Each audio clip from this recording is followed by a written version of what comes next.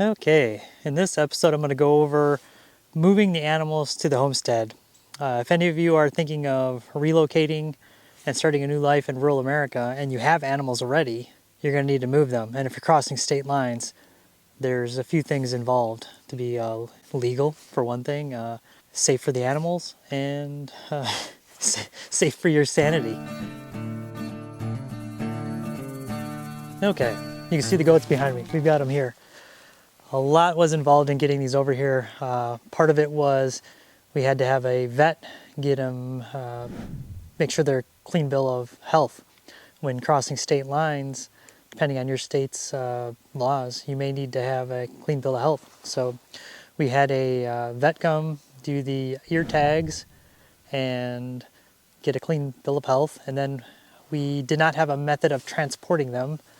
So I did have to contact a transport company, and then the transport company, you want to get a well, I guess, reviewed company, and we used U-Ship, and we found one, and that goes without problems. You know, I mean, it can go without problems or with problems. In our case, nothing bad on the transporter, but just our transporter, great transporter.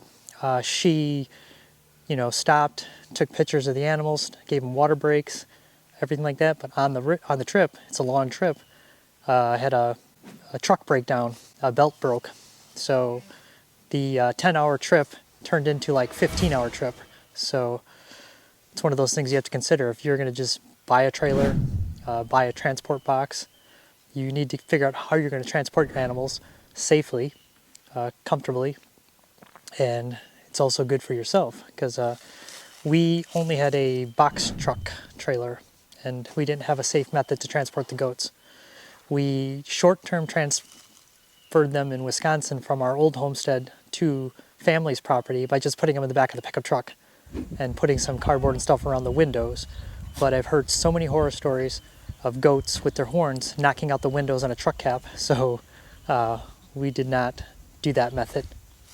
The other thing you need to consider too is before you get the animals to your new location, you need to have that location set up. And as you can see here, we had to take an old shed that we found that would be suitable for the goats. It was not in a suitable location. We had to move it.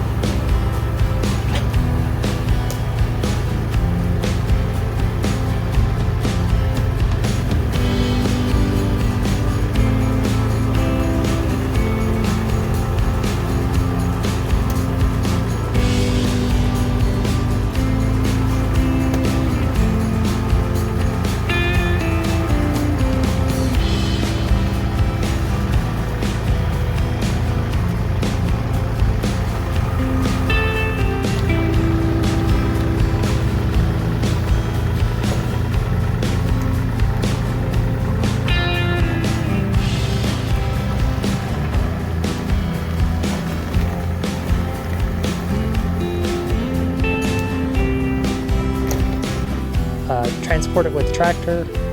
It was not as easy to do because the terrain here is not so smooth. It's kind of hard to see in the video, but the ground is very uneven, very tippy on the tractor.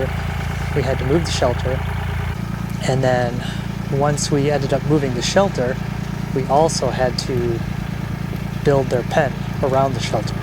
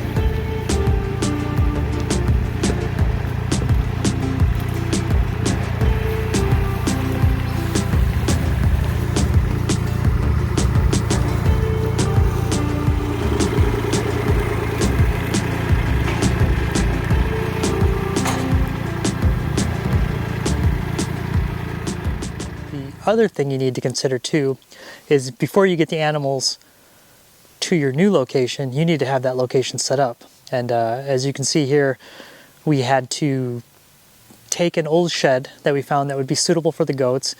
It was not in a suitable location. We had to move it, transport it with the tractor. It was not as easy to do because the terrain here is not so smooth. It's kind of hard to see in the video, but the ground is very uneven, very tippy on the tractor. We had to move the shelter. And then once we ended up moving the shelter, we also had to build their pen around the shelter. This, believe it or not, is actually not their permanent shelter. This is actually just a garden that was fenced in that we're using temporarily to hold them. And then, I don't know if you can see back there, but this is the new goat shelter.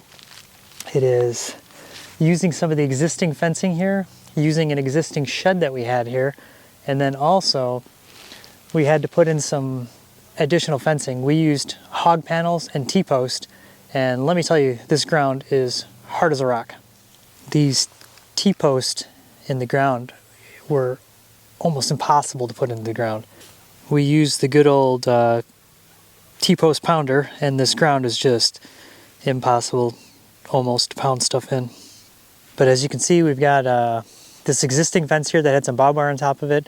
Not a fan of for the goats, but it's a very tight weave. And then with the hog panels, we're gonna have a nice little area here. Walk you around this. You can see the this building should be goat proof for a while. And then we still got to put a man gate down over here on this end.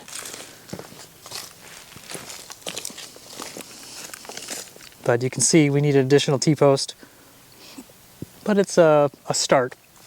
We've got some additional fencing we're gonna have to put up here. Maybe that Premier One portable fencing, but you can see there's lots of stuff for the goats to eat here. As you can see right here, we had some hay that we brought back with when we got the transport company for the goats. We told them we had some hay, but as you can see, this is not a lot of hay. We wanted to bring some of the hay from back in Wisconsin that the goats were used to and slowly transition them to the new hay from out here.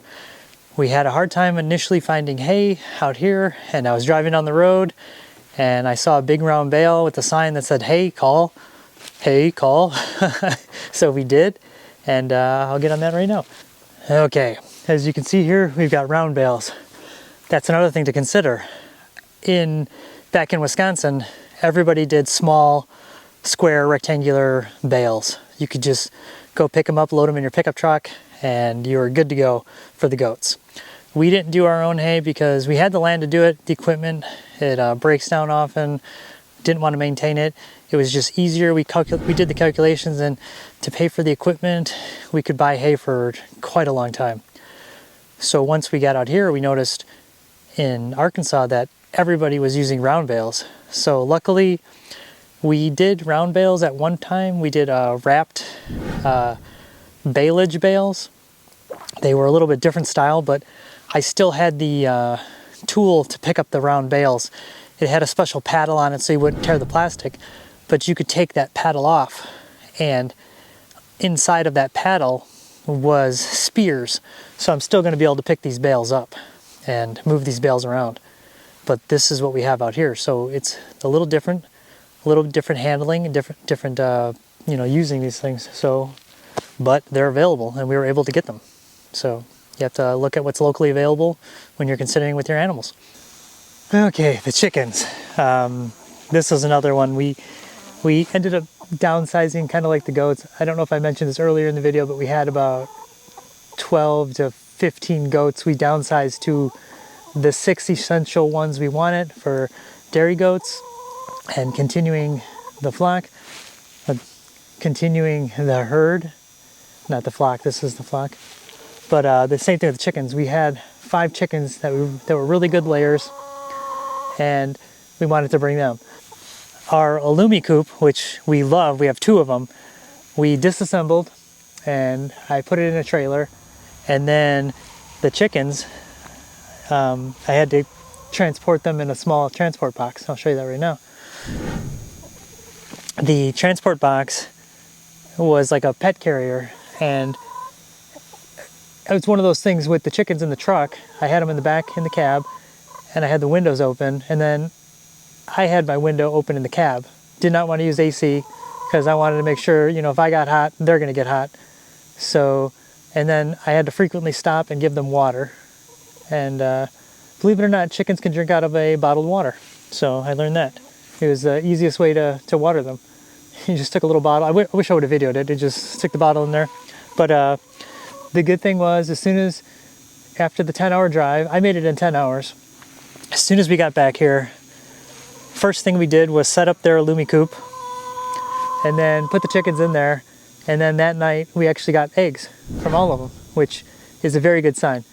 If they would have been stressed out, had a really rough trip, and were, you know, they would not have laid eggs probably. We've noticed, like, if we change their food or do something to stress them out, they don't lay. So if you're going to transport them, you need to make sure that they're comfortable the whole way, make frequent stops, and, you know, the best well-being for the animals. And I think they like Arkansas because of all the crazy giant bugs, and they love eating bugs. So, but they've been pretty happy. So hopefully this was helpful.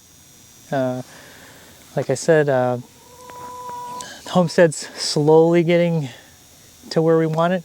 It's going to take some while because time, money, a lot of factors, but slowly getting to where we want to be. We still have a lot of projects to do. Rain catchment system we're working on. We're finishing the second building, starting to do the electrical in there. We still have to get our freeze dryer set up. There's just a never-ending list of things to do. But yeah, hopefully this was helpful, and till next time, thanks.